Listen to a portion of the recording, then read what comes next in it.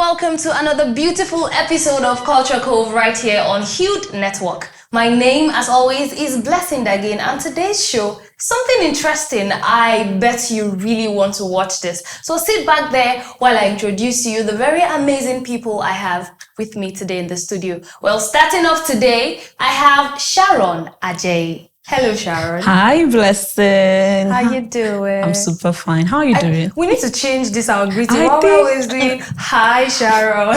Okay, should we do hello? Yeah, okay. Hello, Namaste.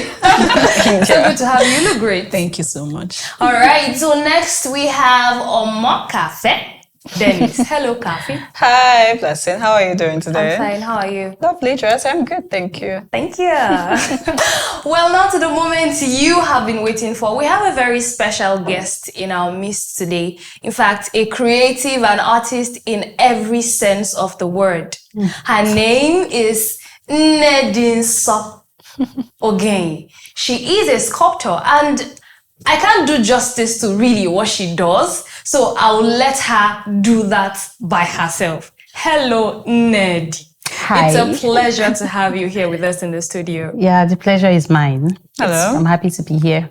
All right, so you are into something spectacular, something special, something I must say, you know, a normal person would not think that a young person will be involved into doing this. So just tell us everything you do, basically, before we start. Everything I do. Wow, okay. All right, I'm a sculptor. Studied fine and applied art in University of Nigeria and Nsukka. Majored in sculpture, like I said. So aside from sculpture, I'm a multidisciplinary artist. Okay. I paint, I use mixed media, and I draw too. I mean, every artist draws. Yeah. So for my sculptures, I work with clay primarily, then over to fiberglass. I cast in fiberglass.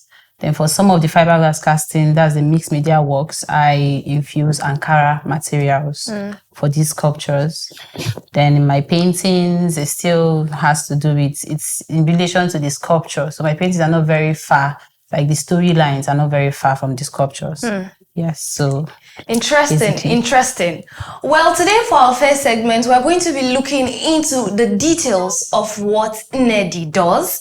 Literally going to be seeing some of the pictures from the things she has sculpted and the processes involved in doing some of these things. But then very interestingly to highlight today will be the fact that she infuses, you know, a tradition into what she does, you know, making use of Uli and, you know, some other form of art to make sure that she gives us a very beautiful picture of what she does. Now, before we go into seeing what you do, I'd really like to ask, what, you know, gave you the inspiration to include some of these traditional things, you know, like Uli into your sculpting and the rest of such?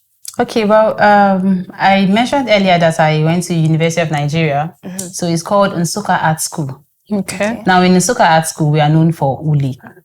Like our tradition, it's the designs we make is Uli. So my lecturers do that in form of paintings. You know, they infuse because it's drawn on the body, right? Good. So in my sculptures, I decided to like put it in a different way to make it come, because paintings you don't touch. But then sculptures that they're like alive, and you know you have to feel this. So I decided to like make it more personal. You have to feel this, and you know feel like it is there, tangible. Yeah, very interesting. And then another thing you also use is Nsibidi. Yes. So tell me about that. So they work hand in hand. Okay. Most Nsibidi symbols have meanings. Okay. Like we draw some, and it means love. Some of them means communication, marriage, and the rest of them. So most times when I want to give particular meanings to the artworks, I use specific Nsibidi designs to do that. All right, so now let's take a look at one of the videos of something you sculpted, and then we'll come back to, you know, have our conversation.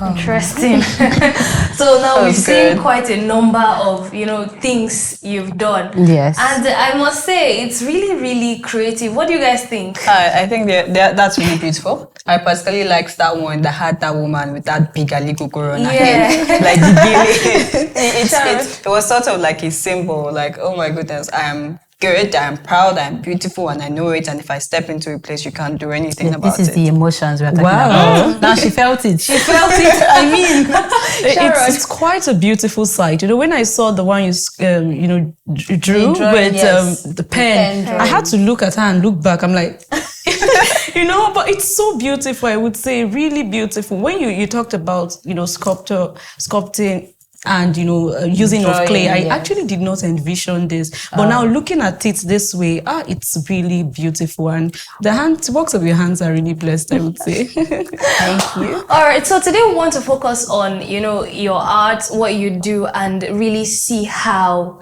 it helps us in preserving our cultural heritage. So let's start from the very beginning. I am very interested in the fact that you use Uli and Nsibidi. Good. And I want to understand if it's something that has been in use for a long time, if it's popularly accepted, or if it's something that is just being reintroduced as a form of preservation. Okay, it's been in use for a very long time. Okay. I mean, if you study about Uli, you would know that even before our grandfathers, they've been using Uli. You see pictures of the markings, the old pictures, they have the markings on their forehead when there's a celebration for the kings and so on. So Uli, you can see it around this figure. So there's Uli, there's Nsibidi writings on it. So it's been in use for a very long time. So like I said, it's a marking on the body, it's a body ornament, but then I want to now infuse it in my sculpture to preserve that design. So I have it in my paintings too. Yeah. So it's a way of making our generation to be aware that, okay, this is here and we are not letting it go. It is something beautiful that we have. And then there are other ways to present this in this 21st century. Really, really creative and interesting. I wanted to ask how people get to know what this Uli means. So Uli itself, is like I said, ornamental. So it's more like a decoration they use on the body. So most of them don't have meaning. It's just a flow of emotion.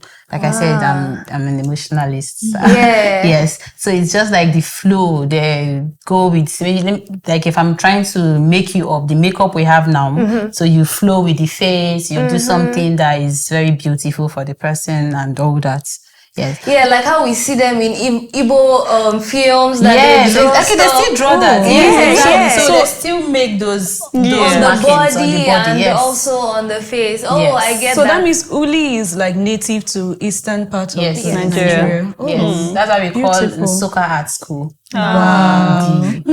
Nice. Very, very interesting. Now, you mentioned something that I'd like us to ponder a little on or dwell on. The fact that you want to infuse it into, our present generation, our century. So young people are able to, see this and we preserve it. Now, how has the journey been for you so far when it comes to, trying to infuse this culturally significant act into what you do today? How is it? How is the acceptance? How is the reception from people, especially young ones? Yes. Okay.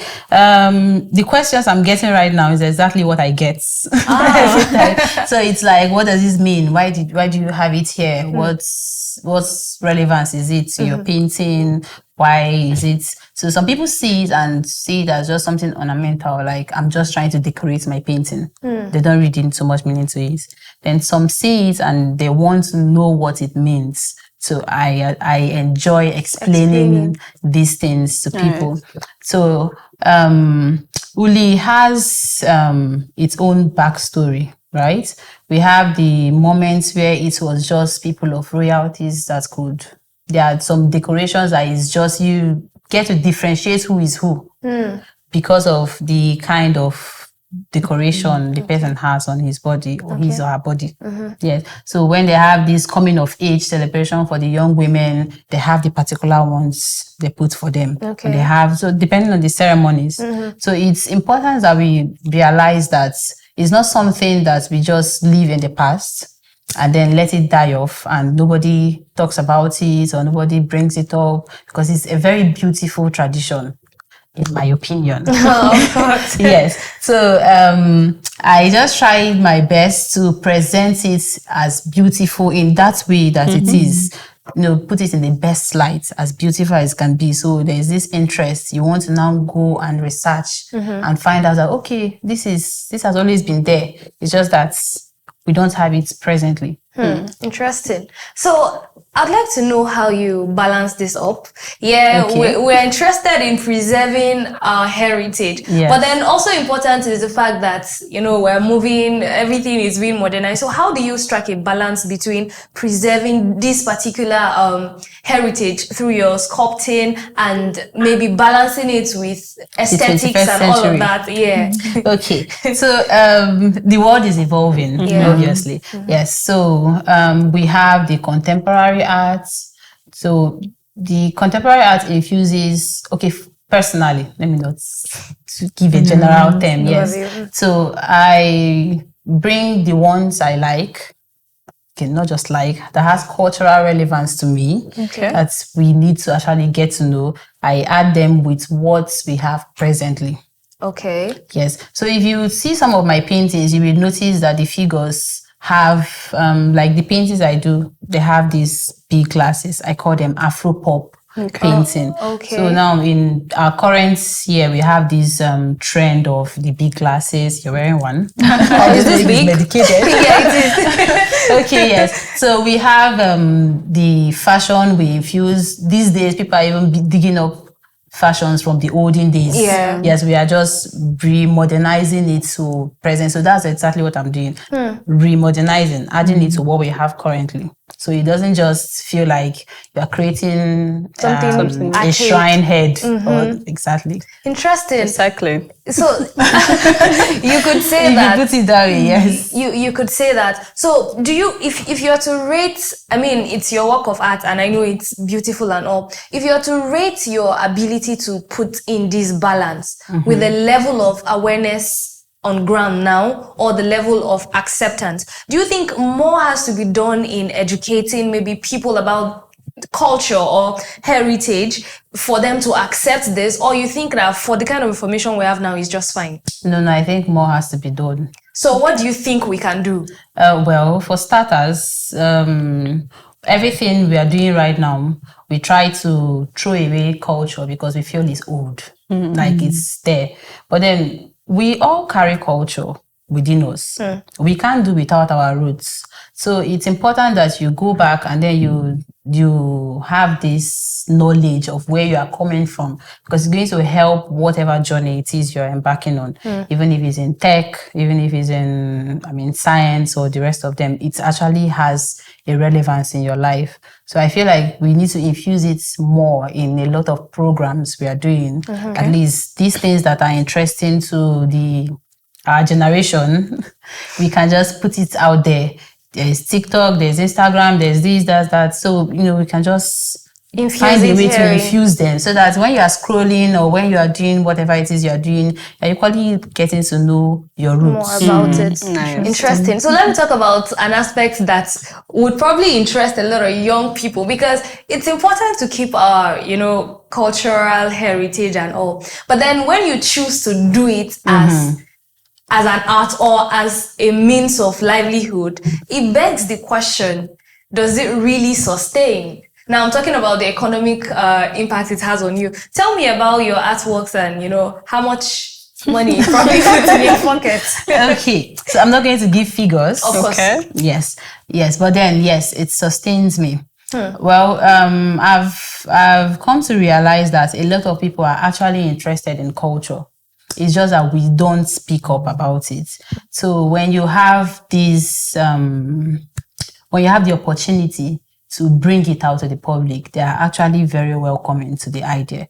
So we've, over the years, I have curated some exhibitions. Okay. So, and the response was more than I expected. Wow. You know, the exhibition is Culture Meets Imagination. Yes. So it was like an exhibition and a fashion show. So I wanted to like infuse the art aspect, the fashion, you know, as much as possible, even the performance arts and the rest of them. So we got a lot of response and it was like, okay, so people actually love this and it's just, they're not saying anything about it. Because most times when you talk about culture, people will see you as this, traditionalist. Let me use it like as if you have this shrine where you worship. Herbalist. That's a word. Yes. So, but that's not what it is. It's just who we are. So it's like if you feel like culture presents you as a herbalist, like she said, in Nigeria's context, in Nigeria's because exactly. herbalist means somebody who, of course, knows herbals and everything. So why not present it in the best light that you want people to see it as? Why not change that narrative? Let us talk about sculpture and see it as, okay, yes, this is it. It's beautiful. It's who we are. It is what we are. Why not embrace it and let us see it for what it is? Thank you so much, Nnedi, because I think you've passed the message. It's important for us to understand that where we're coming from is not archaic. It's not dirty. It's not old school and all of that. And I think people like you, artists who are doing this now, are people that we should, put out there some more, and so we are able to understand some of the cultural significance of what we do. Yes. Thank you so much. All right, now we go on a very short break. When we return, the show continues with Omokafe highlighting a very interesting recent event for us. Please stay with us.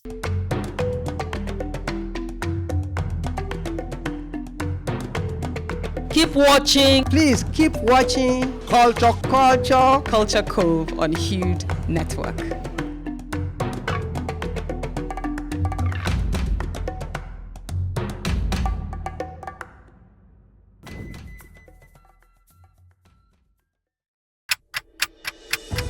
For 2 seasons, Timeline has taken you on a journey of exploring real-life issues and solutions. Well, we are on to season 3 of Timeline, a space where we talk about real issues shaping our world. Here, we sit down with voices that matter, with people who are driving change and making impact. We are talking about more than just problems. We're talking about the attainment of our collective commitment, the global goals, the SDGs, and of course, our community-specific targets. Our conversations aren't just about highlighting problems. They're about finding solutions that truly works, solutions that touches lives and impact the globe. An appraisal of how close we are in meeting our global and community targets. We create rooms for honest, thought-provoking conversations, a ride that you wouldn't want to miss. Well, this is Timeline, where conversations lead to solutions that change lives.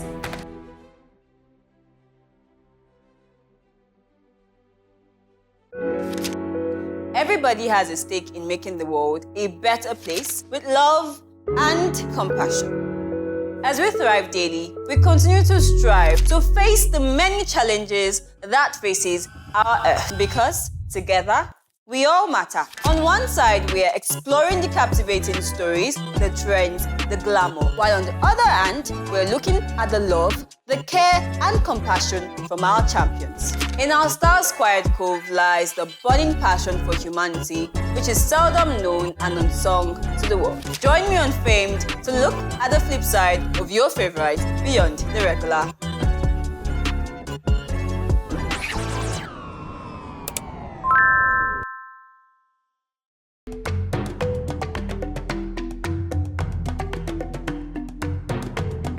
Keep watching. Please keep watching Culture Cove on Hued Network.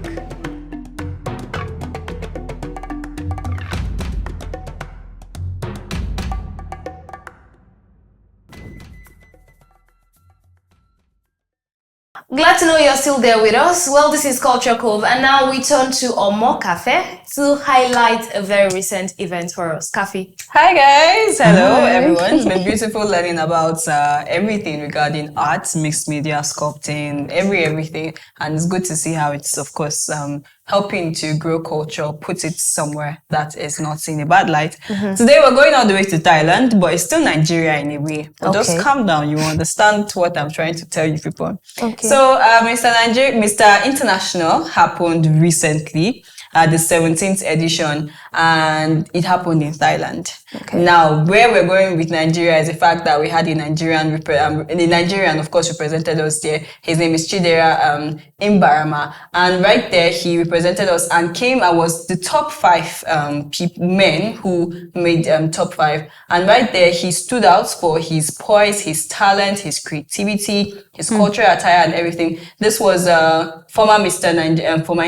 International, and this is the recent Mr. International Africa. Now he won the award Mr. International Africa because he stood out, represented Africa, represented Nigeria, and it was so beautiful to see in everything that he did. And Mr. International Nigeria was the former Mr. International Worldwide, and he of course had to hand over to another new Mr. International, who would, of course, the picture would come in later. But right now, this is Mr. International Africa, Chidera Mbamara. Now, one beautiful thing to see about this, our Mr. International Nigeria or Mr. International Africa, is the fact that he's a law student from Rivers State University. But that's not just all that there is to him. The fact that he has his advocacy stems from wanting to ensure that youths are built in a way that they can be able to grow the next generation that is coming. So he has an initiative called the Rising Kings Initiative. So he gets to groom them, skills acquisition, mentorship, youth development, and right there they are young people, young boys especially. That's what his entire mission is focused on. And that's one thing that I think people should know about pageantries, is the fact that it's not just for people to just go and poise. So people just think that they're just going to display themselves, show themselves their perfect teeth, dentitions, like the smile here and everything.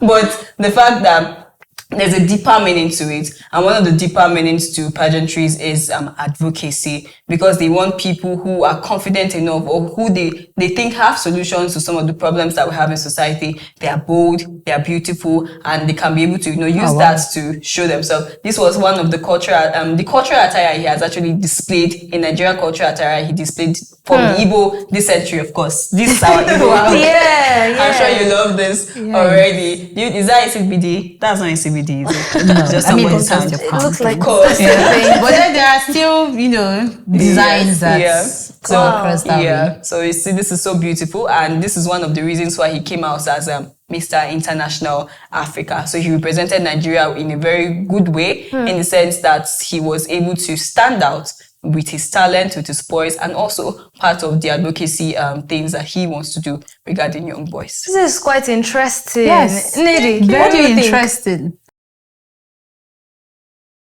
I mean, it's just a very nice initiative. I mean, for you mentioned that the young generation don't put in meaning into this, and then to see someone that is even into fashion, because these days it's just all about let me look handsome. So to see someone that is into fashion taking an interest into this is, I mean, we are doing something right. Doing great. Taking Nigeria, taking culture, actually, our culture too. It's just very nice. Interesting. Sharon? It's, of course, just like you said, it's interesting. And you know what even stood out for me was his cultural attire with the 3 heads on his. I was like, my goodness. And I think that was even what they saw to award him, you say it was top 5, right? Yes, top 5. Amazing. That was definitely what they sought to have awarded him top 5. This is quite interesting. There is no culture that, or there is no person that would see this culture and no one to even deep and say, what is this all about? It's what... I mean, you should ask why. I was going to ask Nnedi, what do you think is maybe the cultural significance of, especially maybe the 3 heads he has on? Well, for the 3 heads, they are wearing these, our native caps. Okay. I mean, the people in my place is like the Ichie. That's people with rank, they wear it. Okay. So I don't know exactly what the statement he's making, but I know it's what they wear. And then one of them has this car the one in the middle Yeah. has. So it looks like maybe that one is the head, and these ones are. I honestly. Or maybe the cannot- warrior. I mean, no, exactly. After he went there. yes, his dressing now is now like the warrior. The warrior. outfit. Yeah, Yes, according to dressed him. in animal Yeah. skin. Yeah, yeah. So Interesting. it seems like when there is war and somebody wins, they come back with the heads. Of maybe the head of the leader should have conquered this place. Interesting. Yes. So I'm feeling like he's like a victorious warrior. That's There exactly is what no how he told the won. story Yeah. in Thailand, right? Yeah, he No, did no, no. that. I mean, art is universal. You don't Yeah. need to say it. It's just you have to depicting look. it. But I and then- believe that they will question them They on did. their They attire. And there's questioned no them. how he's going to bring this story out. And are you sure it's top 5? Oh, Or is he's top 5. It's supposed to be higher than that. They questioned him, and this was exactly backstage. They had done interviews because that's exactly what happened. Okay, that was what he said. Yes, and then he had I'm a said psychic. that. The spirit is one. So he had said that he was trying to represent, an Igbo A warrior, victorious warrior, a victorious yes. warrior right there, and that I think in a way sort of it was like it's something like a journey into what he knew was coming, that he was going to be a winner, and that even though he was not going to be like Kik, who is now the current Mr. International Worldwide from Philippines, but at least he was still going to come home with something very victorious, and that's what happened. Well, this is really, really He did good, very well. and showing how our generation is gradually becoming that culturally is very aware. nice. That's really interesting. Thank you so much, Omokafe, for welcome. highlighting that. All right, now we go on a very short break. When we come back, we'll turn to Sharon. She'll highlight a festival or an event we should look out for. Please stay with us.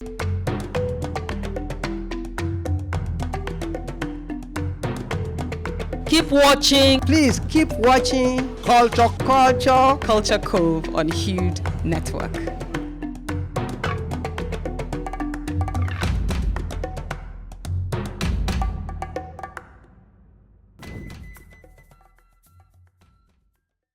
This is the show where stories of women's achievement meets the solutions our world needs today.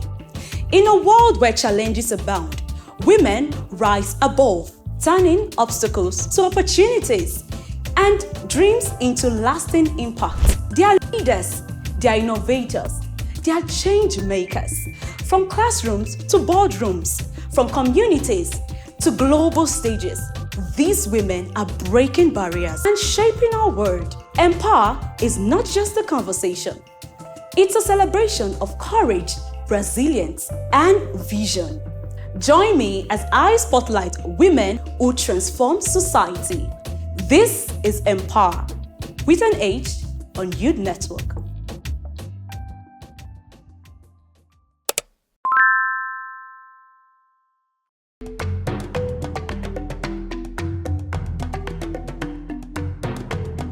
Keep watching. Please keep watching. Culture Culture Cove on Hued Network.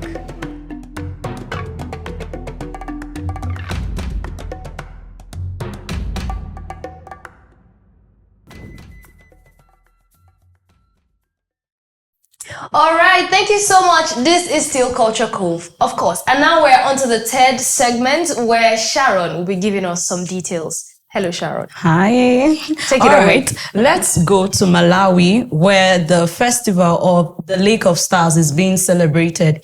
Now, this festival is a 3-day festival where there's a celebration of the Malawi art, music, culture. Basically, all of that is being celebrated in that festival. Now, the interesting thing about the festival, firstly, I will tell you that it was awarded the most beautiful festival in Africa. And that's because it's being celebrated on the shores of Lake of Malawi. And Lake of Malawi is the third largest lake in Africa. So it's being celebrated. And whenever they do their decorations and the lights reflect on the lake, it makes it so beautiful. And that's why it's being tagged the most beautiful festival. And aside that, there's a nickname for it. They call them the African Glastonbury berry.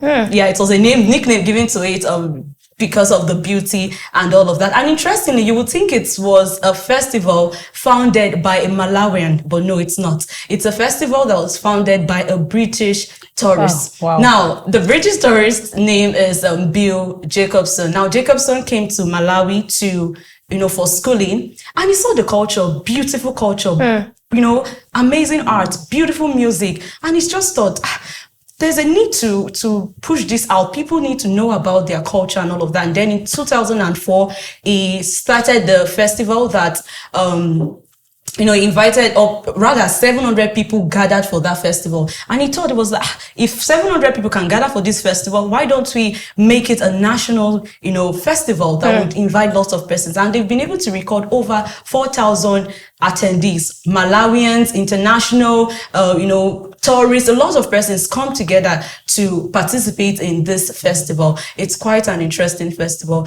Another thing that stands out for this festival, okay, I've talked about the beauty and of course the beach, it's usually on the beach and all of that. And the another thing that stood out for me in this festival is the fact that they don't just come for celebration, eating, drinking, and all of that. They go to orphanages, they visit them, they give them money, and annually they've been able to raise. In short, annually it's recorded that they raise $1 billion for the locals of Malawi. So it's an amazing event. It's an amazing event. They help with charity, local charity. They help with boosting their tourism sector in Malawi, and it's definitely a beautiful event. And aside that, lots of musicians from Malawi, from other international musicians, South Africa, literally Africa, and even beyond, they come together, collaborate together, and create beautiful music for the festival. Interesting, really, really interesting. First of all, the beach, is so big. Beautiful. It's actually so big. Nnedi, what nice. do you think?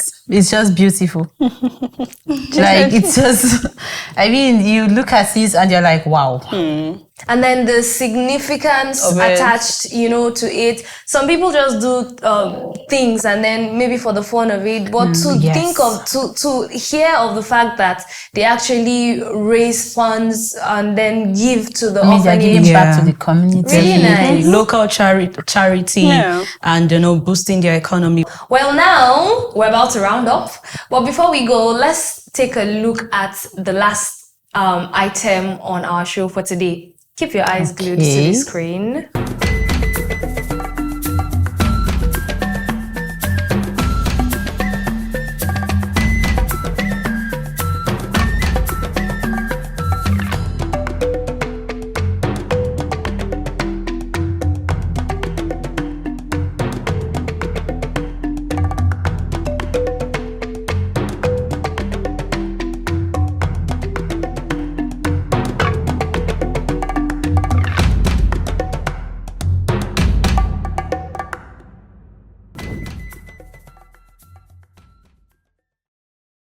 Okay, so Nnedinso, do us the honors of reading this. What do you say?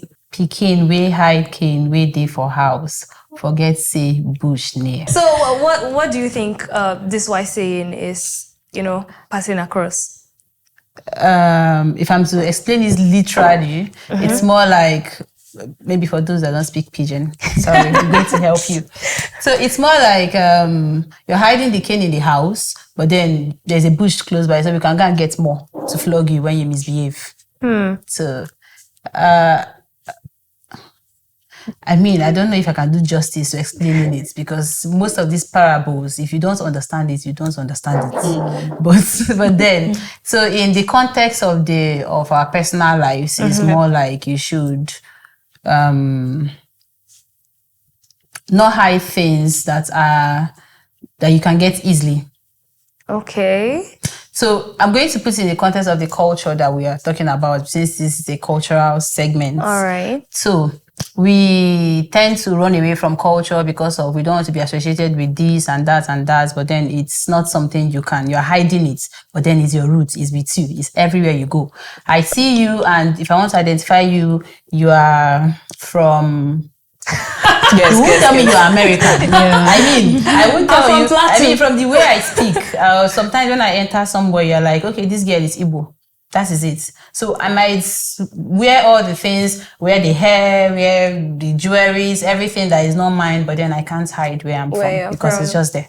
Because actually bush dey near. Yes, So I mean, it's a stone throw. We it's can just- always know. Interesting, can nice always know. perspective. Yes. Thank you. I like Omokafe, it. what do you think? Immediately I saw this, I started laughing because it reminds me of when we used to take the canes from our teachers, lockers and and throw them. hide. And throw them inside the river. Yeah, that away from that, I like what Nnedi had said right here.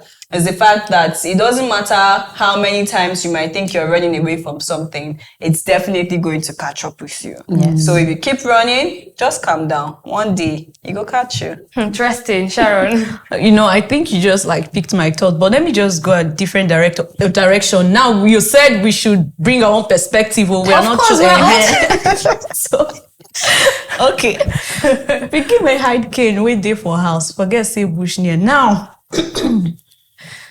as a child, now cane, of course, we know it's something that you use to rebuke a Yeah. child. And cane with the house, we know that any cane that is hidden in the house, you are going to use that cane to rebuke the child in the house.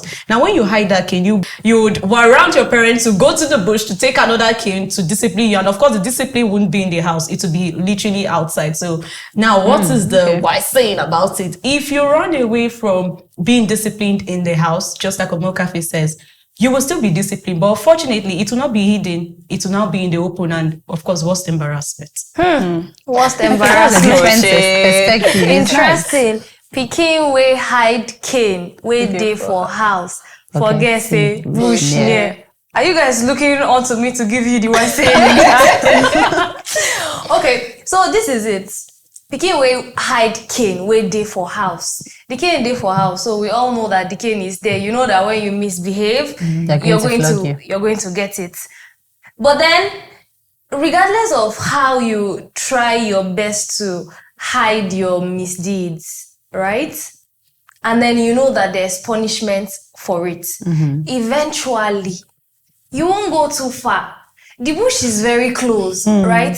Character is like a smoke, so it will eventually come out. Yes. So no matter how you hide that cane, that particular cane, it will eventually come out because it's in you. Really, we all touched on very important perspectives to this, and that's basically what it means. We should try to, regardless of how we think we could be corny and all, stay sane, stay doing the right things, because eventually it will come out. So catch up with It will eventually catch up with you. Of course. All right, thank you so very much for an amazing show. Thank you, Nnedinso. Nnedinso, thank you so much for joining us today. And we really look forward to, times and seasons where the kind of art you practice will no longer be things that we don't see there, Everywhere. rampant. We hope Yes. that more people dig into this and then accept our culture.